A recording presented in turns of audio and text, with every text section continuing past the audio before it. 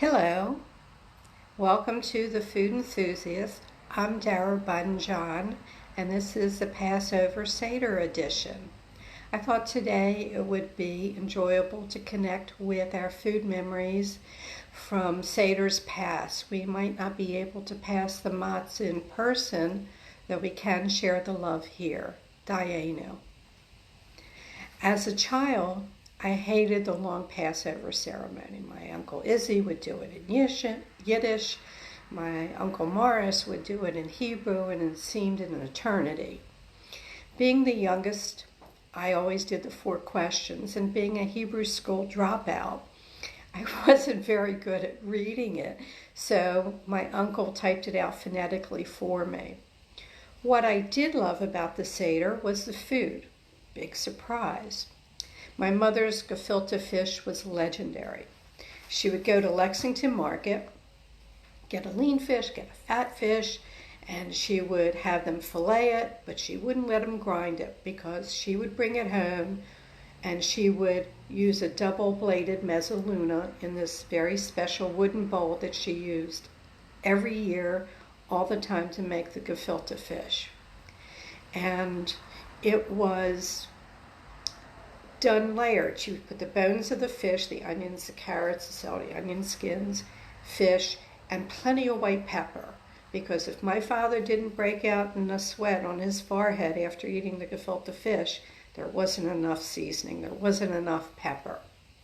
The gefilte fish was a treat for my sister and I. Little did we know about sushi at that time, but we would scrape the bowl of the leftover raw fish. It was delicious.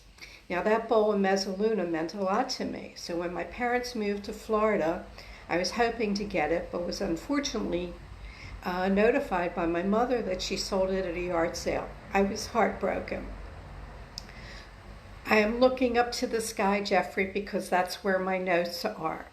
I don't have all this memorized. So thank you, Jeffrey, for bringing that out. I also love the eggs in salt water.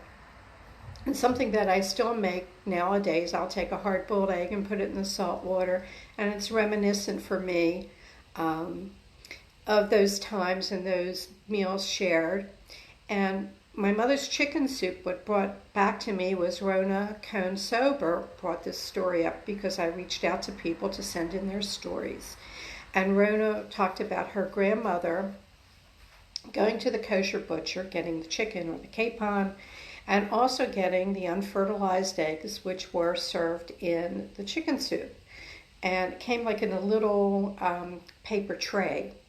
And my mother would do that as well. Well, Rona talked about that the kids would fight over who got the largest egg. I hope some of you, while we're here, will share some of your memories. I'm going to check down. And as Jeffrey says, yeah, I'm going to look up my notes. I have a lot to cover. You were all very generous to send in your stories. My next segment is called The Afikomen.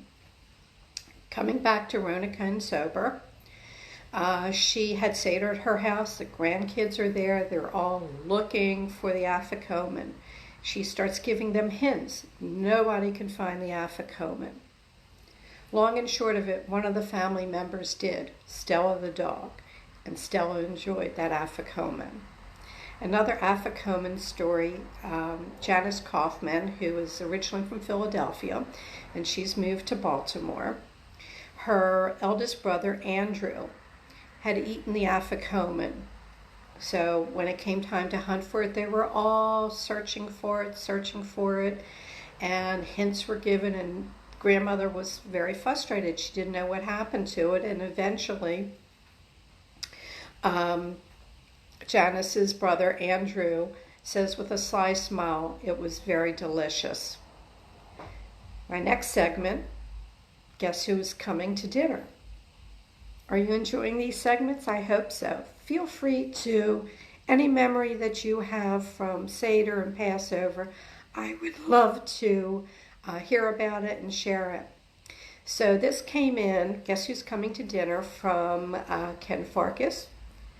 When he was dating his girlfriend back in 1968, he was invited over for the Passover dinner. However, His parents never did the seder after the meal, so he left the parents' seder. He had seder at home, and he went over to his girlfriend's house after dinner. When he arrived, he decided to wait outside rather than knock on the door. When it was time to open the door for Elijah, what a surprise, he walked in. I'm going to come back to Janice. Oh, hi, 6 people are watching. Thank you. Let's talk about Janice again. Her brother Daniel, for his 16th birthday, received a blow-up doll.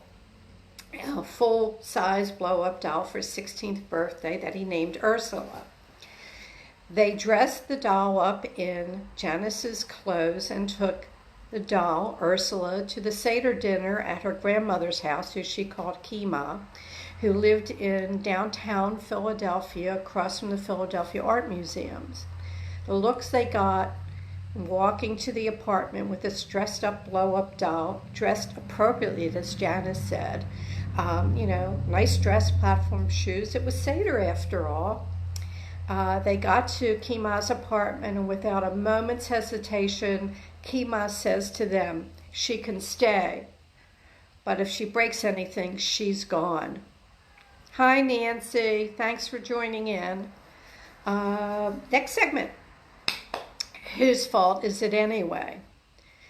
My friend Randy Rom, who writes the restaurant column for JMOR, sends in this little story. She called me today with it. When she was around 7 or 8, they were at Seder at her grandfather's house, who they called Bam Pop. I love all these names that come up for the grandparents. They were doing the 4 questions. She was the youngest, and while she was doing them, she got hit in the head with a pea. She immediately starts a fight with her brother Ricky, who she blamed for throwing the pea at her. He denied it. Eventually, she looked at Bam Pop, who was grinning. He was the pea-throwing culprit. Stuart Marenbloom. And Stuart, if you're listening or see this, I'm wondering if you're any relation to Robbie Marenbloom. It's somebody that goes way back in my history.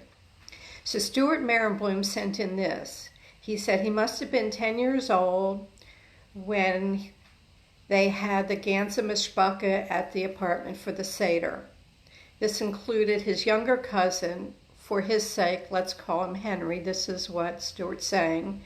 While I was asking the 3rd question, Henry started singing happy birthday. For whatever reason, I never forgot this. And yes, I'm shifting papers here. Tell me what you're making for Seder. Let me know. Is it brisket? Is it a capon? Come on, people, talk to me. The next segment is called When You Can't Be Home. This is another one from Janice Kaufman that I like to share, since she's no longer living in her hometown of Philadelphia, and here in Baltimore has started a tradition inviting the few Jewish friends that she has over for Seder, but also starting a tradition to have the non-Jewish friends over to learn about the Seder.